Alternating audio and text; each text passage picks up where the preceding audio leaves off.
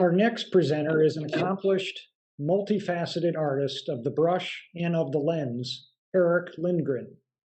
Erik's prolific output of stunning work encompasses railroad photography, railroad art, and model railroading, where in many cases his work in one area informs the other in unique ways.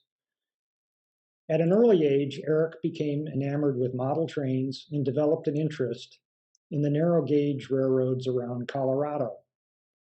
The mountains of the region made an indelible mark, beginning with a first trip to the East Portal in the early 1980s, where the Moffett Road became, and continues to be, Erik's canvas for both his railroad photography and art.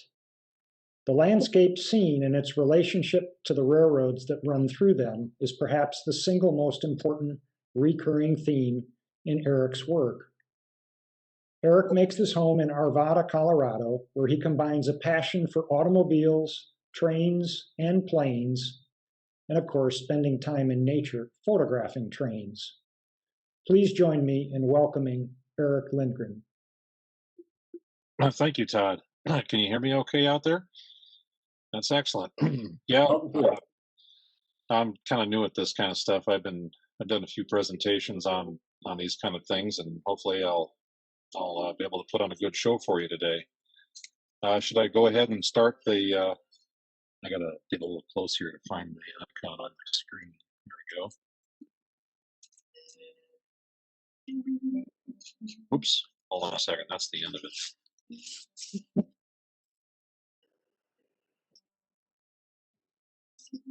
Okay. Well, yes, I'm a painter first. You haven't started sharing yet, Erik. Oh, okay. All right. Whenever you're ready. Well, you have the privileges, so if you hit the share button at the bottom of your WebEx screen. Thank you for reminding me. My apologies.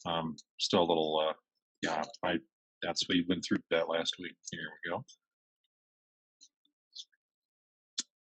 All right. That looks good. And then. Yeah, I'm trying to reach the play button underneath the stop sharing button over here. Maybe if I do that. How's that? That looks great. Great. Yeah. Let's see. Where shall I start? Anyway, as I introduce myself, I've been an artist. Well, more or less interested in art since I was very young. My mother mentions I used to draw even with some 3D qualities when I was about 3 or 4 years of age, and I never really took into that until I got older. When I met my wife in 1998, we moved down out to Colorado so I could go to art school. Before that, I worked in radio and I worked in hotel business, doing desk clerk activities and the like. And it's been for, I'm going to try to get the spot here where I can fast forward my display here. This is a photograph of my wife. We did this for a couple of years, selling my artwork. I did a series of narrow gauge paintings, prints. It was my first dabble at this. We went to the narrow gauge conventions around the country in St. Louis and here in Denver, Colorado Springs, and I met a lot of great folks. It was a lot of fun. And one of the things that I do a lot of is I do a lot of pen and ink and a lot of drawing. And oh yes, thank you. Thank you for reminding me of that. And so I do a lot of pen and ink work and illustration, which this is a book cover I did recently. And I do a lot of variety of mediums. My favorite is oil by far, and these are basically some of the small projects I've done with some different customers and clients over the years. This is a painting I did for it was a commission, and this one was exhibited in New York at the Museum of Illustration. I got in a student competition for the Society of Illustrators, which was really a nice surprise. My professor entered it for me and didn't tell me. I'm not much of a person to enter contests. I actually enter very few, so it was kind of a surprise that they chose this piece. That's oil on canvas, some of the details as I move into the train. These are some of the tools that a lot of us use. As you can see, there's a camera in there for a lot of you out there photographers, and of course, with drones are basically cameras with blades for a tripod. And of course, that's one of my favorite. What do you call that? That particular style. You can mix your paints. It's a palette, but there's a different. That's one of those four. There's 3-panel and 2-panel, and I kind of like that one because I can put my my mediums and stuff and brush washing stuff on the right. And of course, I work in oil mostly. Oil's my favorite. When I started working in oil, I learned to use a French technique called grisaille, which is a black and white underpainting, which enables you to basically create all the values down first, and then you come back in with light washes of color. And I use a transparent layers of color, and you can build them up to create more intensity, or you can. It really, since we're doing trains, I try to work with. It has to be. It's what they call representational. It has to be a lot of detail. There's a lot of stuff going on. Rail fans are very particular. They like to have all the details done right. This is an example of the grisaille stage of a painting I did. It was a Durango 473 in the roundhouse, and it starts out with the drawing phase, and then I go back in and I work from photos. I work from models of photos. I work from real life, and once again, it's really important that it's very authentic, because the rail fans really appreciate that authenticity. We're very detail-oriented folks. So that was, as I get older, I've learned to loosen up a little bit, but I do love to paint in high detail. So like in this is the final stage. One of my favorite artists of all time is John Singer Sargent. He's not a rail artist, but he's a very popular, well-known artist. And his portrait work it has a very, deep quality to it. So I tried to bring that into my train pictures, and I added that copper canister over there, I found one kicking around in one of the shops out at the Railroad Museum, and I took a picture of it, and I wanted to put that canister in there because I'm sure they were using them in Durango, but it adds that little, it's a story element. And of course, looking at Norman Rockwell's work and N.C. Wyeth, and it's all about the story, and try to bring the story into the paintings, the illustration, because it's got to try to put a life into it. This was an opposite number to that piece with a light background versus kind of an opposite. The individual that owned the prior slide wanted this one as well, but John Parker ended up with this. He's passed. Unfortunately, used to be with San Juan Car Company, and they have this painting down in Durango. And this was one of the fan trips, and it was some photo reference. I just love the way that caboose was going into that cut of snow, and I love that tree off in the distance. And there's a lot of. I try to bring that story piece into it, and this particular piece here was also oil, and this is a fairly big. This is 36 by 24 high, 36 long. It's a pretty large, and I worked on canvas on this one. The previous two were on masonite panel, which is very smooth surface, which enables you to get a lot more detail. And detail is, like I said, I mentioned about the detail. The guys like to know the engine number they want. I mean, I try to talk to them when they come to me at the shows. What do you want to see in a painting? And for them, it's about the numbers, and it's about seeing scenes that we can't recreate with photography today. And that's upcoming for me. I'm going to be working on a series of paintings on the Moffett of like the California Zephyr in the 60s, and probably I'm going to try to dabble in modern with SD40 T2s and Coltrane's in the 1970s and 80s. So that it's something that we can't go back and get, but we can put it in a different scene. So move on to the next slide. This is a drawing phase for a Jeep, and a study which turned into a kind of a line art. But these are spot illustrations. This one was used for a brass importer. He has yet to announce them yet, but he's planning on it. And he's going to offer these models in O-scale brass.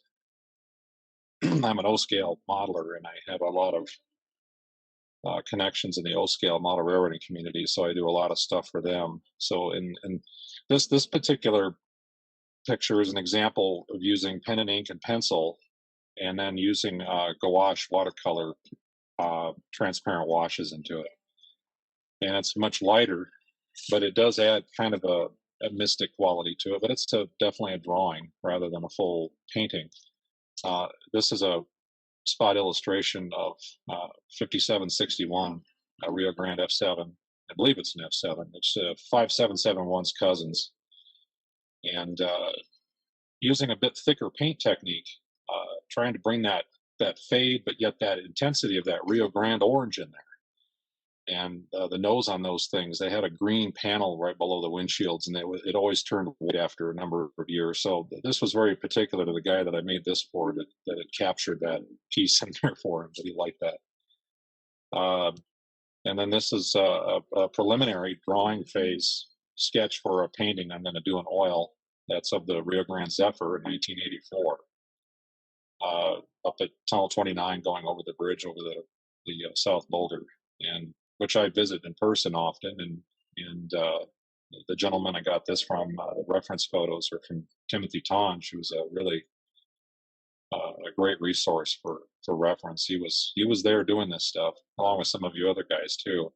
But the line poles are still there, so this will be a piece I'll be working on in the coming year. And once again, it's pencil first, drawing from the photos, putting it together, getting that old PAB unit in there is kind of important. And another one too, I had a request of another friend who wants to have T2s. So we're doing some drawings for that. I had to get some more recent material. I haven't had a lot of time to paint in the last several years because of we foster kids, and we started doing that about 7 years ago. And it's been really easy to not paint. Painting is it's an endeavor. I wish I could produce paintings like I do photos. It'd be nice to do 2 or 3 a day. Moving along, this is, I don't know, it's unfortunate I could not find, I did this for Caboose Hobbies. It was oil on canvas. They used it for the National Narrow Gauge Convention Gazette Award. That was, I think, in 2010 or 11. I'm not sure which one that was.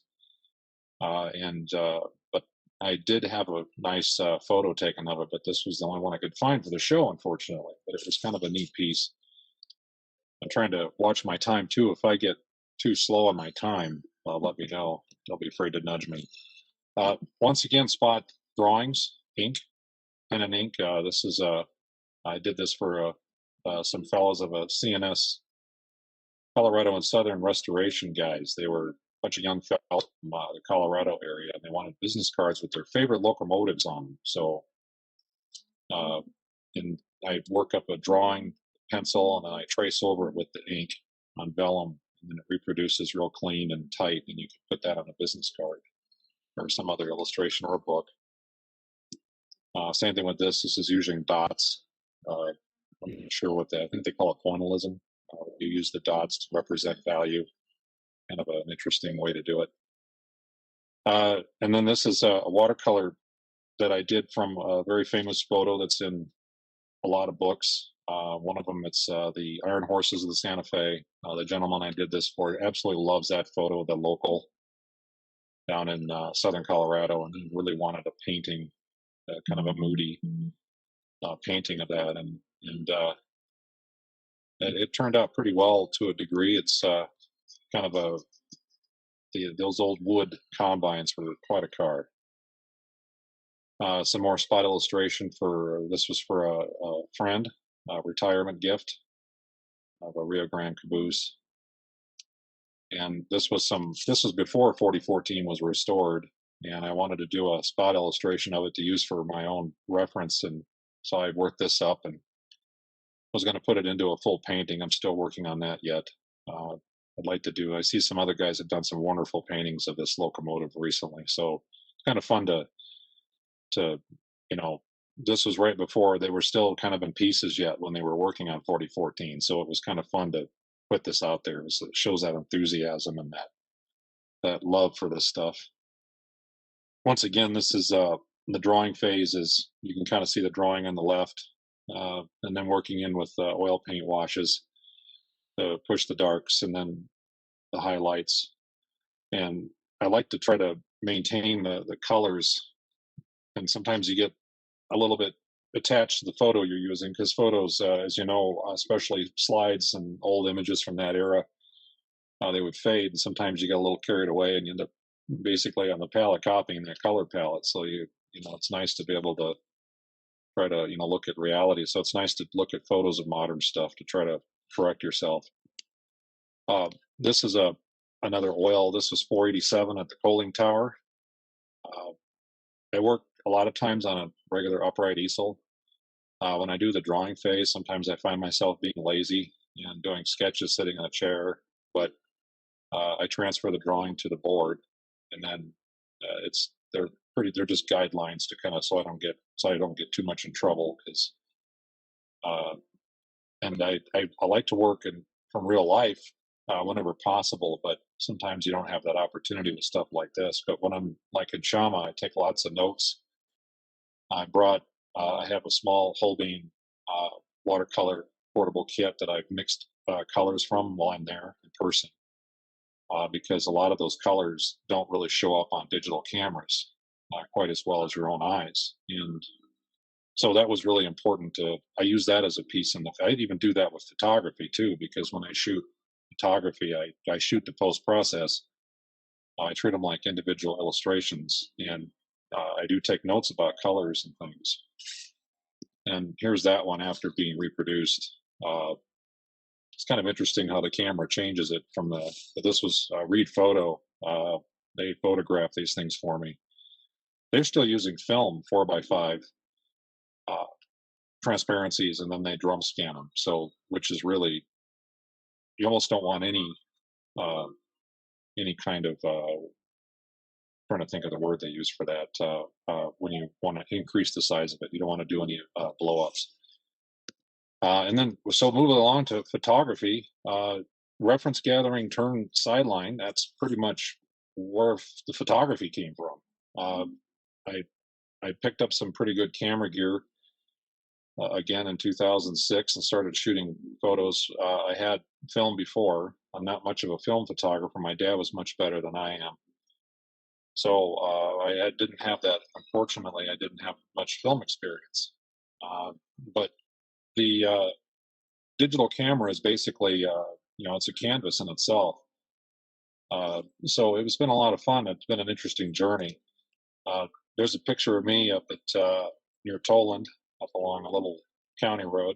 A friend of mine was with me, hauling around all my cameras. I look kind of funny with that, but I like to use primes whenever I can, because I seem to get better detail with them. There's something about the science, and I do always carry a long zoom.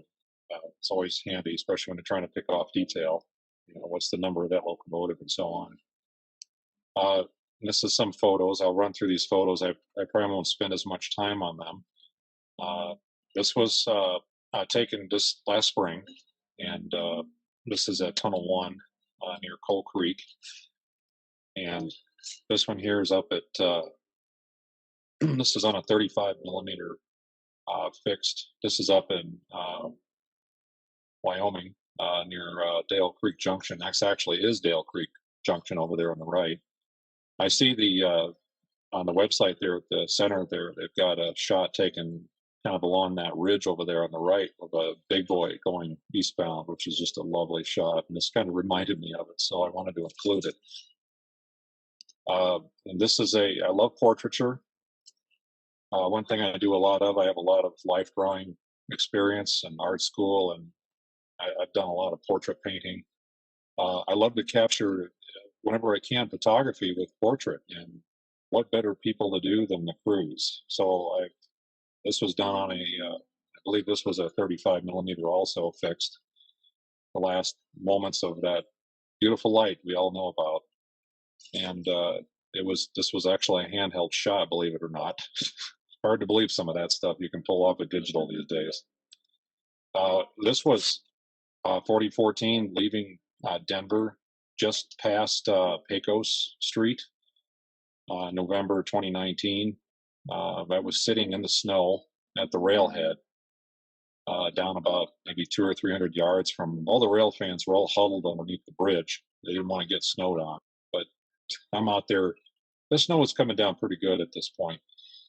But it was one of those scenes that I want to do a painting of. I've always wanted to see a big boy or a large articulated like that in action in the snow. Again, some more experiments with portrait work. This is one of the gentlemen that works out at the Colorado Railroad Museum. He's a regular engineer, very friendly fellow, and he'll hold still for you, which is really nice. And I tried to replicate that old look that you get, with the black and white. I tried, that kind of soft, dreamlike appearance. It's art to me, more or less. This was number 20, lifting off from picking up passengers at the museum. We had a significant humidity day. Humidity and steam are like 2 peas in a pod.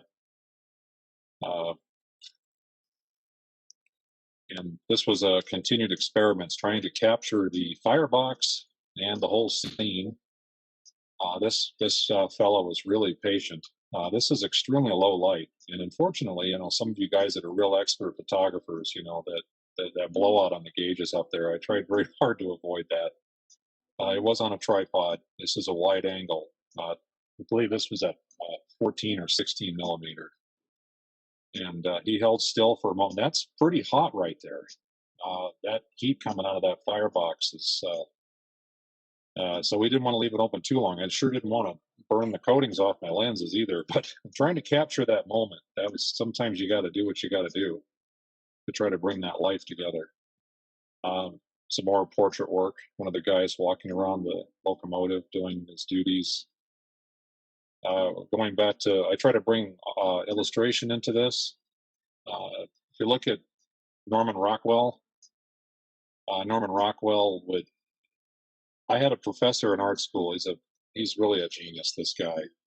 And we came into class one day, and he said to me, the group of us, there were about 6 of us in class, and this was at the Rocky Mountain College of Art and illustration course. And he has this white jumpsuit against a white wall. And we all walked in there. We were in there for most of the class. And he said, did anybody of you notice the white jumpsuit I hung on the wall? And I thought, I just looked over there and I thought, oh gosh. He walked over, took it down, and took a black jumpsuit and put it up on that white wall.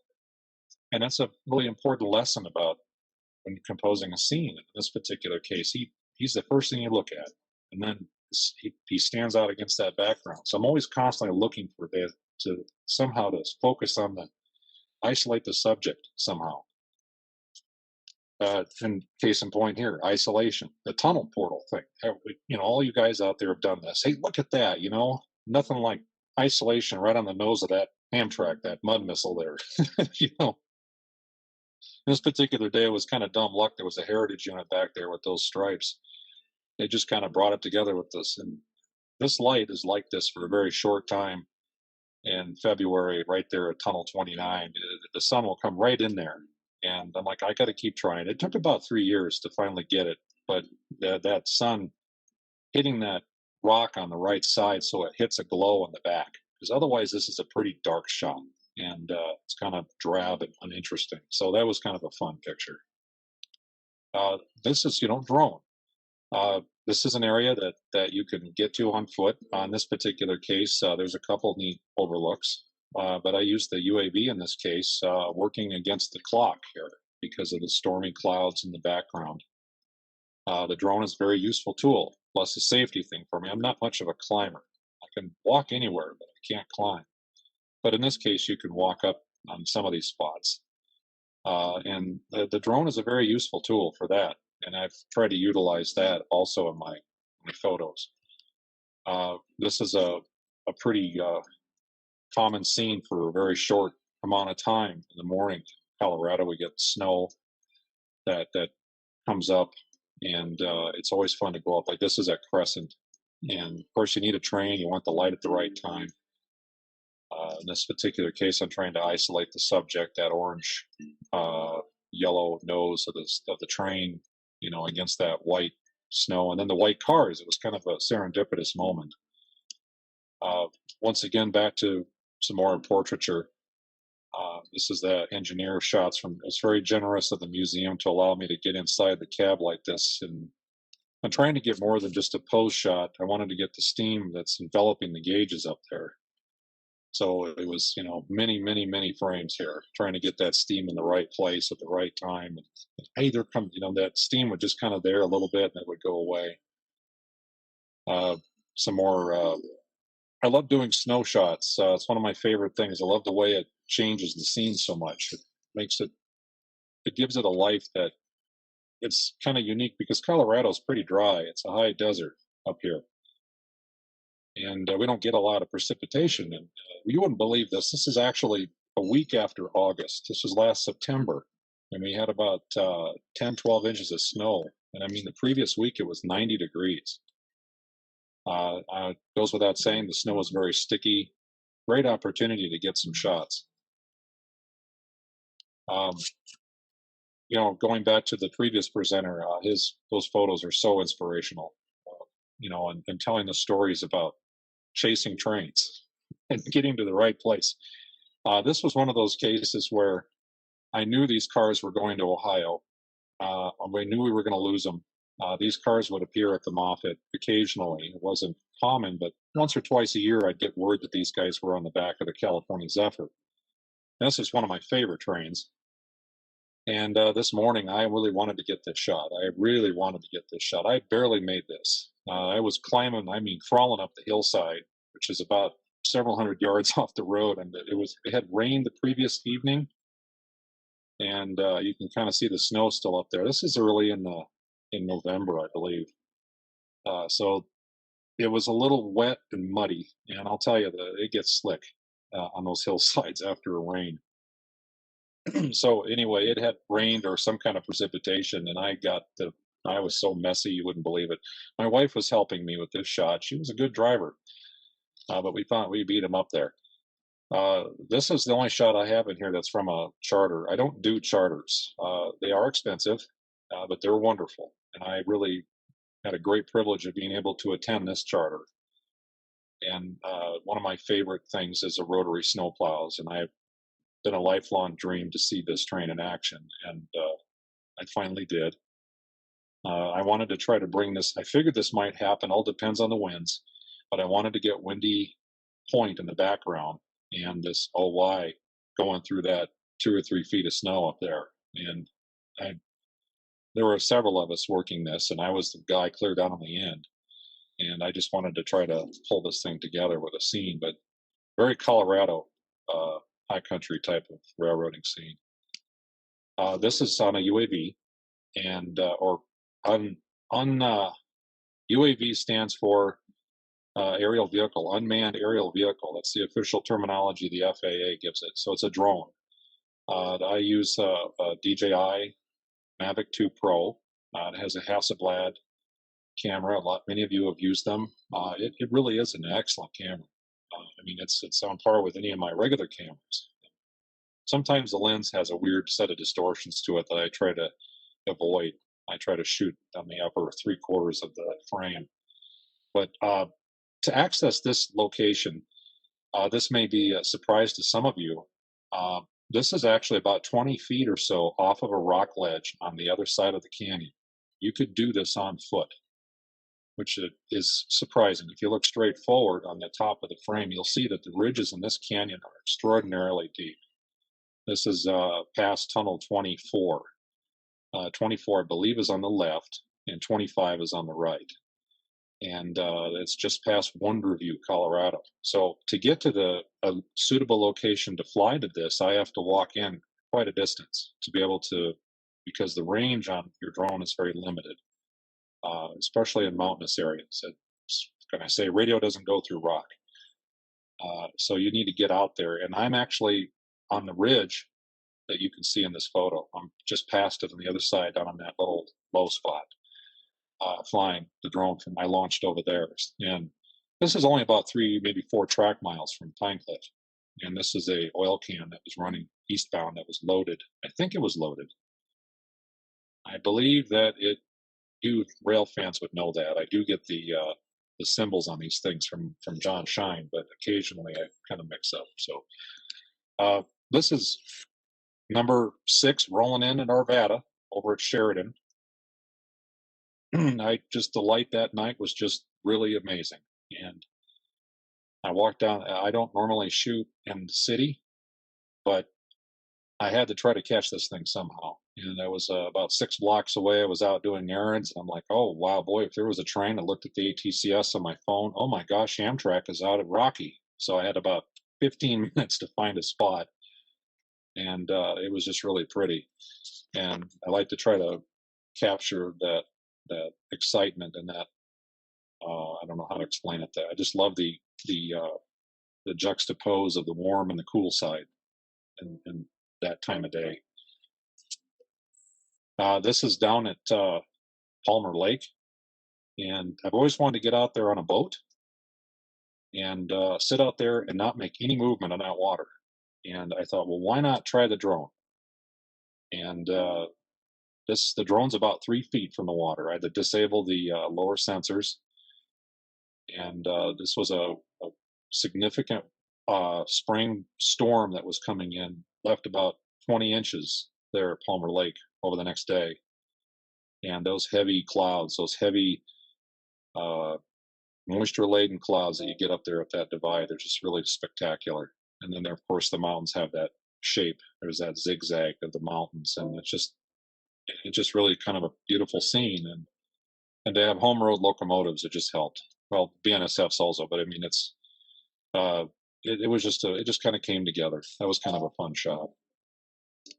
And this was after the bomb cyclone we had out here, as the media called it. A lot of flock left up at Toland. And this is a spot, once again, that's accessible on foot. I would never attempt it with 10 or 12, or in this case, 20 inches of snow on the ground. So use the drone as a tool to access a scene that is very memorable. It's something you don't see very often, but the flock doesn't last long up there. It's always a lot of wind up there. So that flock only lasts for usually a couple hours. And there was no traffic the day after that storm went through. And this was the last 20 minutes of daylight. So it's always that way. We always end up having to take it when we can. But I'm very pleased how the train blows, and just a lot of snow up there. We had a lot of snow up there. Once again, back on some portrait shots. Great privilege to shoot inside Union Pacific 1989 down at, this was Florence, Colorado. I think it's Florence. It's east of Canyon City. These fine gentlemen work for the Rock and Railroad. They're not Union Pacific employees. The train at this point is a UP train, or a Rock and Railroad train. So they told us it was okay to come aboard. And it was a match made in heaven. I always wanted to get in a cab of a modern locomotive and shoot these guys. And this fine gentleman, he was just talking about the brakeman or the conductor. He loved it. He was a talker, but the engineer, he was very quiet. And I'm so glad I was able to capture one of these moments. This is down at Chama. They recently cleaned out some of the brush back there to make this shot possible. I've always wanted to do that bridge and get that glow. I like it when the engineer kind of leans out, because I love the people element in the story. The engineer is leaning out, and the firemen, they're really getting into it. This is a double header going over I think it's the Rio Chama Bridge. Some of the fine gentlemen that I talk to a lot on Instagram, goes by the name of Matthew Malkowitz. He's a very big influence on me. His work is really astonishing. I love to look at he inspired me to do something like this. I'm laying on the ground with my head on the tie, which is covered in snow, and my camera. I mean, I tell you, it was cold. I wanted to try to get the sparkles from that low light lantern. This was on on a very bright lens, a prime, and it took several tries to get one that wasn't blurry because it was hard to hold still. I was actually shivering, but it's it I try to bring that that artsy kind of feel into it with the snow, and then the two marker lights that are lit, which those are actual lanterns as well. The museum does everything, period, and they're just kind of a neat scene. Very sincere, very a lot of serenity. Is that the word I'm looking for? Calming, cool. This is really lots of action. This is number 20, launching out of the up onto the turntable. Note that we had a little bit of snow overnight. Kind of a fun. This locomotive has seen a lot of snow in her days, but it's been kind of fun to go out there. This is a great restoration they just did. Some of the I do a lot of mainline stuff. I try to. This is out of Roggen, Colorado, and this might be the year, but it seems to skip. I found that out, which is oddly enough, with a friend, Brian Burton. He and I go out a lot together, and we had last year found out there weren't any of these. I think they're black-eyed Susans. They're sunflowers, and that last year was not the year. But when I did this shot the year before, they were a bumper crop. So here, there's a glint shot with the. I tried to get them when they glow. It's hard to explain. This train here came along at along because another half hour less. There was a lot of bank of clouds off to the west. I kind of lost the light, but it's still kind of a pretty scene. It captures that moment. Here's some snow coming down, 346, launching at the museum, one of my favorite spots, but it's kind of fun to get the juxtapose of that dark locomotive against that white background and all the snow. This was a 1989, which was a heritage unit, painted in the Rio Grande style, or mimics the Rio Grande look, down at on the mouth of the Rail Gorge. Lots of dramatic color life in this one. The poles are really a big part of the story. As the wires are hanging there and they're just not connected. They're connected to infinity. And I tried to pull that all together with this train that was wrapping around. This is another, this is some on tripod. These guys are holding still. It's kind of a neat, this was a charter they did for Trains magazine. And some of the guys we got together at the very end of it, I think they were done with the charter. And I said to Al, Al, get your Model A up there. We're taking a picture. And, it turned out pretty okay. Kind of a neat scene. It's been pretty popular in some of my social media outlets. The guys really like this shot. It's pretty cool to see that connection. I try to find interesting artifacts that are still left alive. This is the Rocky branch, which runs off the Moffat over at Rocky down to an aggregate plant. And these guys generally only run on Wednesdays. And the light's really intense in October, November, right here in the evening. So I really wanted to work this out. And this is right next to an extremely busy highway. And the railroad crossing's like 100 yards. And these guys almost come to a stop to make sure they can go over this busy road. And for a moment, they'll hold right here in front of these charming cattle guards that you just don't ever see anymore. And so that was kind of a fun scene to capture. I'm glad I had the opportunity to do it. This is something that a couple of friends and I really worked hard to capture. I'm a big fan of color. So this is about, the sun isn't quite up. It's just before the sun comes up. You get this intense orange, purple against the blues. I try to capture that glow on those aluminum hoppers. I tried to pull that out. There was a fairly good winter storm up in the mountains previous day, and it was overnight. So out here on the brush sub, it's kind of not nearly as much, but it sure was a beautiful morning. Same thing with looking at unique lighting conditions. This is up at Dale Junction. This is the what they call the Sherman Granite, or the Rock People Pink Panther. He's definitely pink in this shot because this is just past sunset, and that southwest light is just gorgeous in the late August. And this is August, and I wanted to try to. This train was only going about 10 miles an hour, and the four of us were pulling our hair out about losing the light on this shot because a half hour earlier it was just really dramatic. And but I'm like, I'm still going to work this. I'm going to get this. And I felt that it worked pretty well. It just shows a scene you don't see very often. Not many rail fans shoot up there often enough and diligent enough to get these unique lighting scenarios. Smoky skies, Colorado, Amtrak, Indiana Street. You know, dramatic blend shot. I shoot to post-process. So when I'm shooting on I use a Nikon D810 most of the time, which is a Sony sensor. Has excellent dynamic range that I've learned. The sensor is a blank canvas, and I try to not blow out any of the highlights and try to not squash all the darks. So so when the photos come off my camera, they're kind of gray.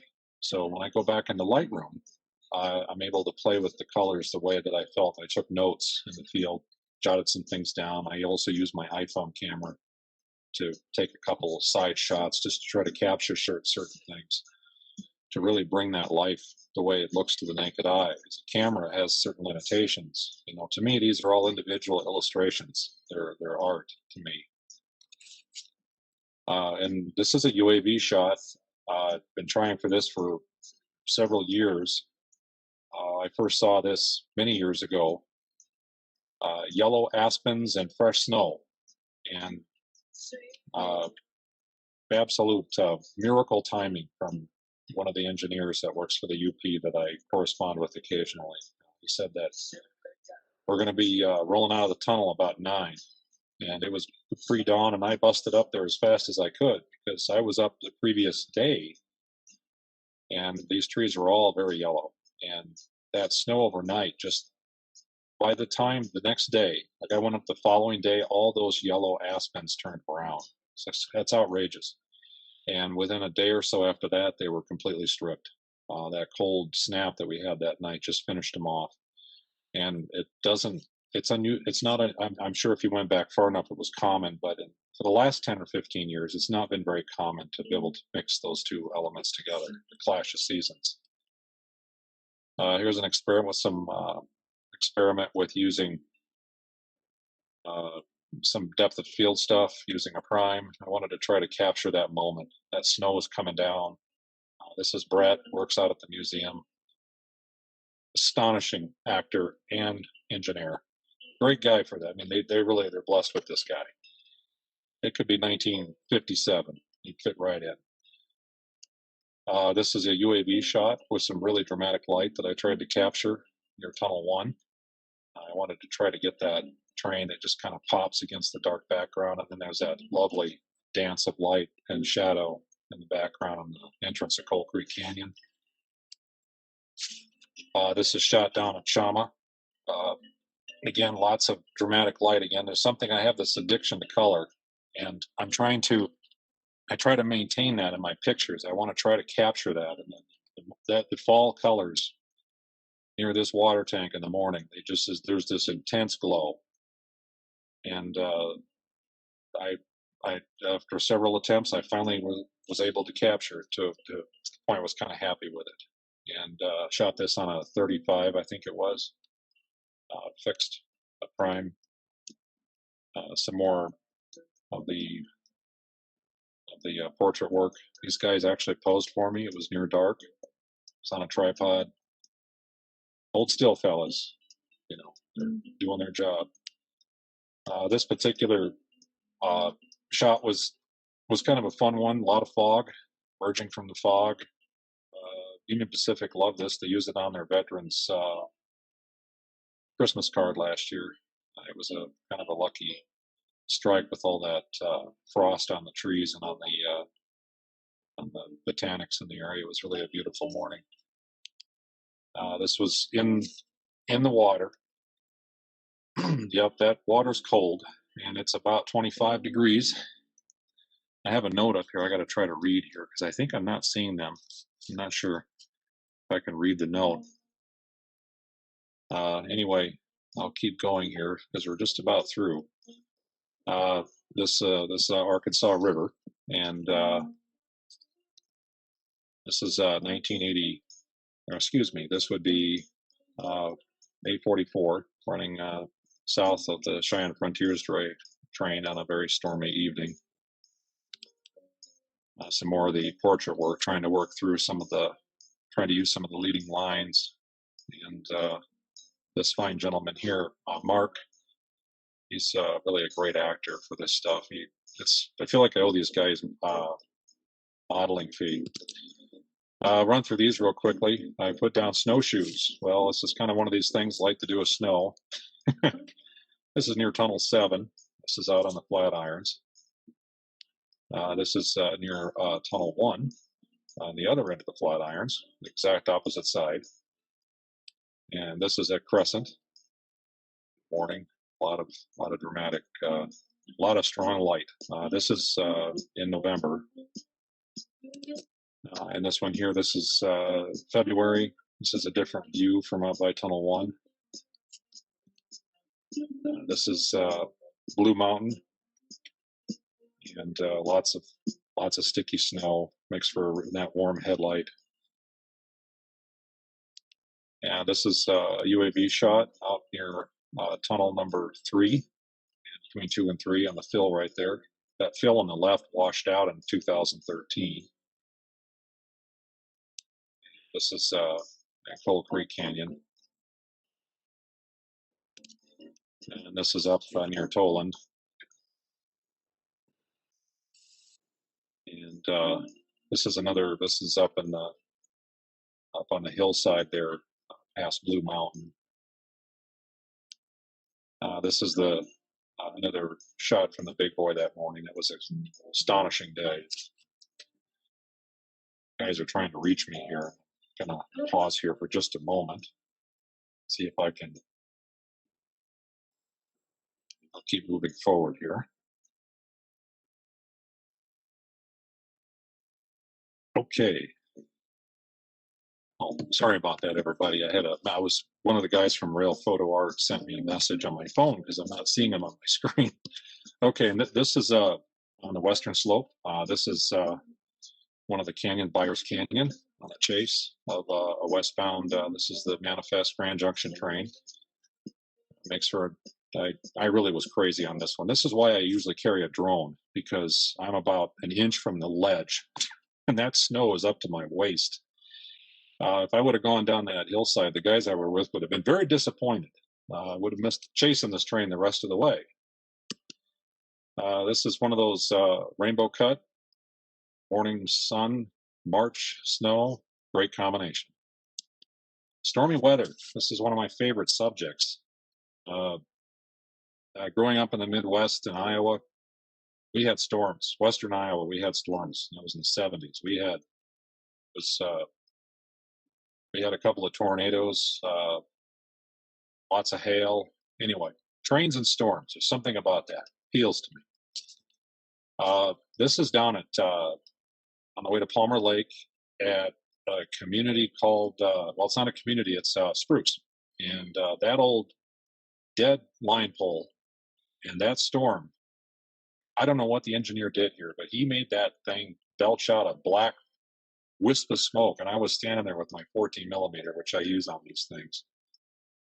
And let me tell you what, the hailstones were getting to be about a quarter-inch to, they were pea size up to about marble. And there was no rain yet, but it was hailing. And by the time I ran back to the car, it just unloaded. It was unbelievable. But this was a storm between the diagonal, between Boulder and I'm trying to think of the name of the test. It's Niwot. So this is right near Niwot, and it can be just extraordinary right there. Nice beaver tail, wide angle shot. This was laying in the grass all the way down to the ground, taking cameras on a tripod with a remote and firing as many shutters as I can get off. That storm cell was just developing, and they get that little kind of wispy base, and within about 10 minutes, it just absolutely dumped. And just poured. My camera got soaked when I went out to get it. I'm about 5 feet away or less using another camera, getting different angles, and but this was on my other camera sitting on a tripod. Really wanted to get this, and it turned out pretty well. I had to. It was that sky in the background was what really made this thing work, and anyway, it's kind of a cool thing to work in this adverse weather. This one is out. This is trying to think of the name of it now. I'm on the spot. It's just east of Bar Lake, Tonville. Excuse me. There you go, Tonville. And railroads get shut down. I go out chasing these things when the storms are active. They don't. It's surprising how fast you can hear them talk on the radios. Oftentimes, the crews will elect to stop and wait. And in this particular case, this crew stopped and waited here while the storm system passed over. And this is an aerial shot on the drone, but I could not resist. I'm not a huge fan of aerial photography, but I couldn't resist this wonderful complex, the storm system that was just south of Castle Rock.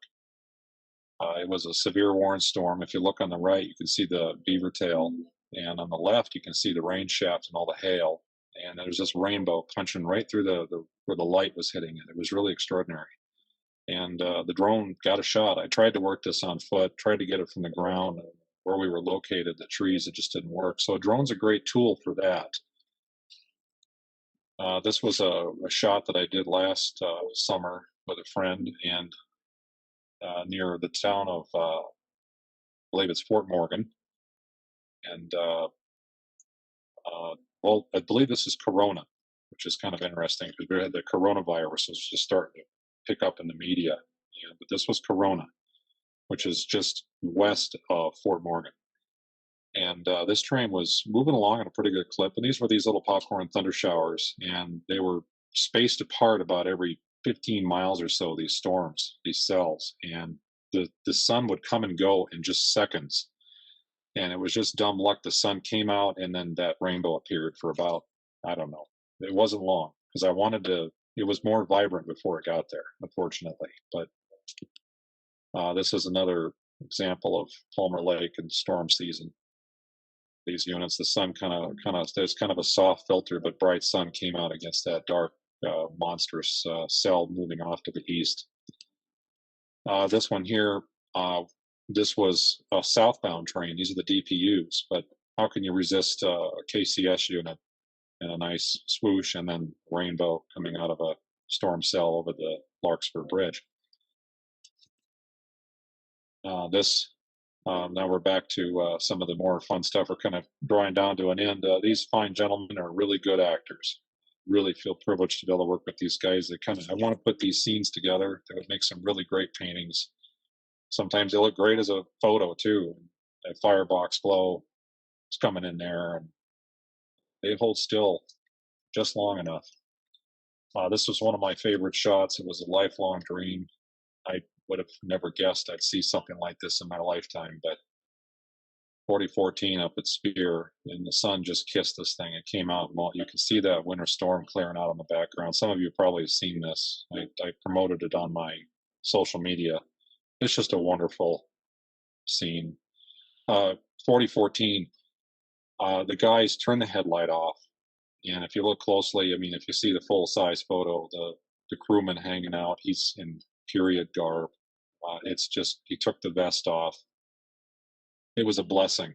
I mean, in so many ways. I mean, if that was a brace of reefers behind that thing, you'd think it's 1950. And it's just about ready to strike that drift because we had about 18 inches of snow up there that day. first train over that line probably, well, at least since the heavy snows went. This was, of course, a fun setup with the museum of Santa Claus, and Al is the conductor. It's kind of a fun Christmas card shot. Kind of neat to get these guys to work together. Trying to do some. I like to use, whenever possible, as minimal of artificial light as I can. Although I love the artificial light, as we had a presenter earlier today. Amazing. And I kind of use the opposite. I use the light that I kind of have. The only light that I have here is an LED panel that's on the left, and it's dialed down, and I tweak the temperature on it because you can move the temperature up and down of the color that it emits, color temp, which is surprisingly extremely important, because if I went too warm with it, it would phase out that warm incandescent glow of the light by the firebox of the locomotive. And you got to think quick on this stuff. And I tried hard not to blow it out. A lot of snow coming down. Great Christmas shot for holiday. This was another one from that. This was a little bit later. This was about 10 or 15 minutes later. We went into blue hour, and I wanted to have one of the guys stand in the headlight of the car. And, Al's got the glow of the dashboard on him. Kind of a neat, kind of a storybook kind of shot. You know, it's the illustrator in me trying to put together an illustration. This is an aerial shot on a UAV, and it was nearly dark. And then the sun, I launched the drone up and stayed up there for 20 minutes while this train was inching forward, and wanted to capture that pink light when it came up over the horizon. It got purple pink. This is laying in a puddle. Yes, I got wet and muddy, but it was worth it. Within seconds, that you can see the light. I don't know. They're bringing up that concept of serendipity again. I don't know about timing, but that was outrageous. A minute later, it would have just the whole effect would have been a waste, because the wheels would have been covered in shadow. It just wouldn't look very good. But it's almost surreal. It's outrageous. This is on a 14 millimeter. Might have been 16 somewhere. That's a zoom that I use. And yeah, that was fun. That was the things we do for train pictures. This is the same thing in the water on a beaver dam south of Larkspur, and trying to work that last moment of light that you get in November, December down there. And it just comes over that ridge, and it just, unfortunately, there's some stuff in the foreground, but hey, it adds to it. It's part of the story. But that's a beaver's eye view of the bridge there at Larkspur. Morning sunrise. In this particular case, this train was stationary for about 5 minutes, and it was run down into the base of this ditch as fast as I could, tripping on things, and try to find that gleam underneath the double stack cars and capture that incredible sunrise. January shot. Another wide angle, but a view that's not often seen from the line at Cane Creek Branch, I believe it is. It's the railroad spells it with a C, and the reality is it's with a K. But this is that potash train that's heading down to drop some cars. I had the opportunity to go back there early last June. Great opportunity. Tried to capture this in this particular area that's so incredibly red, and makes for a very striking, dramatic shot. Really like laying on the side of the roadbed. I was trying to be professional with the engineer. I don't like to get too close. I was still a bit of a distance from the train. Kind of coming here at the end. This is a sunset shot down at, some of you might have seen this, down at Castle Rock, namesake shot. Kind of a pretty scene with the namesake location on the joint line. Miniature photography. This is where I get into models, and then we'll be just about finished. This is a PFM brass L77 that painted, weathered up, and photographed on site at Moffett East Portal on the Y. The Y is in the background, but the locomotive and I and a module are sitting in front of it, and I force perspective the background. So it makes for, and that scene was something that was relatively common to a degree. This is on a module that a friend and I built. Every tie tie plate rather. It's a custom built. I believe that particular model is an old U.S. Hobbies, and it's been detailed and weathered and painted.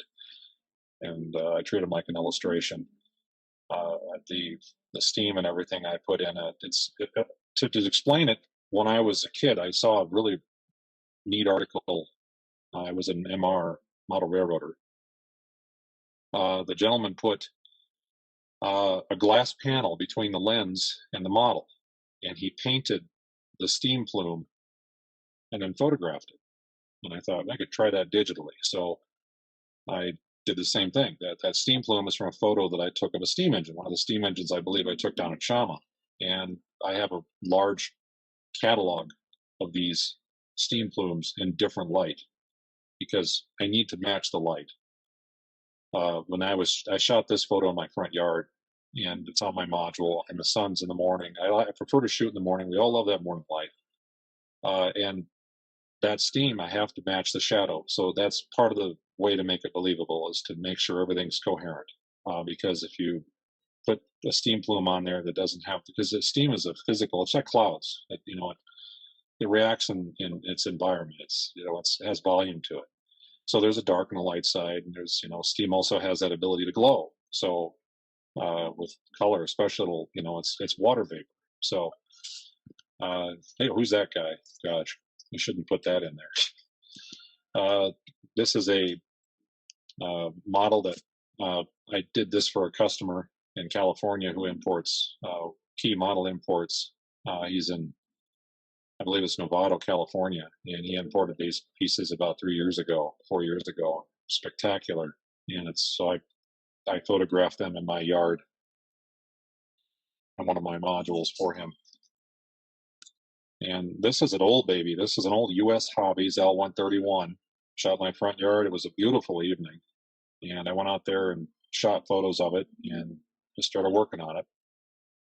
Froze my tail off. It shot outside in the cold. These are some brass PAs. I love PAs, and I can't go back in time and do it.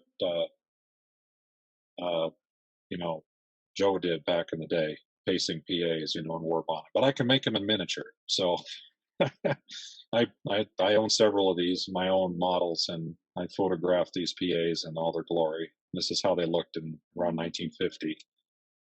And that's they're spectacular locomotives. And once again, it's on a module, and the models are sitting. They're running actually in this shot here. They're moving at a very slow pace, and the camera's set to get the pan, so to speak, and I'm just moving along with them. Here's the bridge module that was shot earlier. If you look closely, you can see the center shields on top of the vents and all the NVW detail. And modeling is really I always wanted to work in Hollywood as a model builder and a set designer, and I still could maybe, but in this day and age, this is how I kind of vent that desire to build models and photograph them. I've always been intrigued by these the miniatures that they build in Hollywood. Once again, this is kind of a similar shot. And that's actually, if I go back, that was the day I was working on that shot. I think I was straightening the bell, and it makes for kind of a neat scene. Once again, I'm trying to recreate history. We can't really go back in time, but anyway, this is a built model of a CB&Q style pulling tower. And here it is, trying to do it in homage of some of the great photographers. One of my favorites. This is in my front yard looking west. And it's kind of a fun shot. And you look at it and you think, oh, it's just a black and white photo of a real train, but that's a PFM C48 on O scale, 280, which is a very common locomotive that ran on the Rio Grande. And it's just taken off on a cold winter day. There's a picture of me doing some, putting together one of the shots outside with some of the models, the weathering, license plates on the front of the bus. Those are decals on bare metal foil, and the gas station's a built-up kit that I built, painted, and assembled, weathered. In this one of the shots, I try to do this kind of unique stuff. That's different. You don't see stuff like this with model photos. Most model photos are, they don't. I try to do what we do in our real train photography and try to bring that piece into it. I would have loved to have gone back in time and done this. So I'm going to try to create it in miniature. This is, small Kansas town, and there's a high-stepping Mikado blasting through town with some warlords.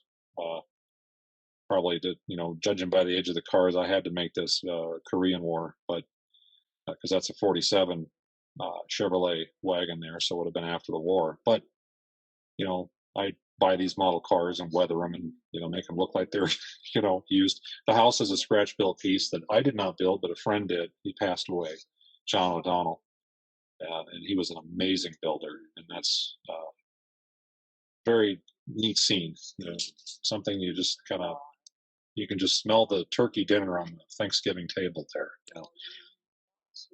Double headers down on Raton Pass. Well, I want to thank everybody for watching today. I tried to keep the time about right, and I think I'm about right. I was hoping for 4:30 or 4:45, and we're right in there. I see if I can. I don't know if any of you have any questions or not. It's been nice having some nice comments. I'll see. Should I unshare the screen right now? Here, stop sharing. Yeah, you put your there you go. Okay. There we go. Sure. Yeah, I tried to keep it within 35 minutes or 40, and that was we discovered that last week. That was hard to do. Yeah, we ran a little long there, but it was the last one of the day, and great stuff, and we really appreciate you sharing it all with us, Erik. Haley put up a link to your website in the chat that everyone can see, and I'd sure encourage everyone to follow your Instagram accounts. One of the fun things for me is to look at those and try to guess whether it's a real train or a model that I'm looking at, because I'm never sure at first. Your work is just so incredibly good. And that a good model makes that happen. Scale is very good with that, because the bigger the model, the easier it is to pull off. In Hollywood they worked in like 1 to 12, and so you want to work larger because it looks better on camera. But so there's an advantage there. If I work, because when I do HO models, it's not nearly as effective, but it's actually a lot harder to do it in HO. So I can see that. The big models give you that detail, and you sure get the most out of it with your photography too. It's really, really impressive work. Well, thank you very much. I'm really honored that you were able to present with the organization here and with all your followers. That's been a very big privilege. Well, we're delighted to share everyone's work today. What a fantastic lineup of presenters from morning till evening. And as I said earlier, it's our presenters that really make us shine, and we're just delighted to be able to share this work. So we know how much time goes into these presentations, and we thank all of our presenters, you, Erik, and everyone else for all the time that's in the preparation that's gone into these. It's really a treat to watch them all. So thank you. And I don't know how you do it out there on the Moffat with so few trains, and you still manage to get those scenes in just incredible light. And I know a lot of time must go into finding those trains and getting those shots. I live fairly close to it, which is Moffat goes. It's about a mile, less than a quarter mile from my house. Fairly close to Leiden. And strategically, especially in the wintertime, I can't imagine having to try to get through Denver Metro and some of those winter storm events. It would take an hour to go 10 miles. And so I only have one stoplight between my house and Coal Creek Canyon. So that's an advantage. That helps. You got to live in a place to be able to, and oftentimes like with the storms, they come up and it's right now. Is there something imminent? You go. You know how that is. You can't plan these things. No matter how hard to do, you can't plan them. No, that's exactly right. Well, and we sure benefit from you being able to take advantage of it and then and share your work with us. So thank you again. You're welcome.